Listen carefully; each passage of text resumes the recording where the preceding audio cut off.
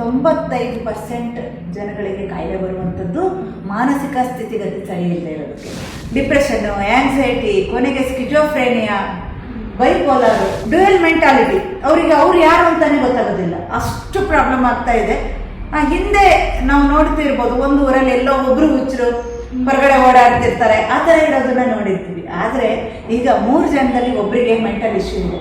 So ಅಷ್ಟು problem ಇದೆ. Natural ಆಗಿ ಅವ್ರನ್ನ ಸರಿ ಮಾಡ್ಕೋಬೇಕು ಅಂದರೆ ಒಂದೇ ಒಂದು ದಾರಿ ಅಂದರೆ ಮಂತ್ರ ಉಚ್ಚಾರಣೆ ಮಾಡುವಂಥದ್ದು. ಬೀಜ ಮಂತ್ರಗಳ ಪಠನೆ ಮಾಡ್ತಾ ಮಾಡ್ತಾ ನಮ್ಮ ನರ್ವಸ್ ಸಿಸ್ಟಮ್ ಮೇಲೆ ಅದು ಎಫೆಕ್ಟ್ ಮಾಡ್ತಾ ಹೋಗುತ್ತೆ. ಸೊ ಅದು ಎನರ್ಜೈಸ್ ಆಗ್ತಾ ಹೋಗುತ್ತೆ.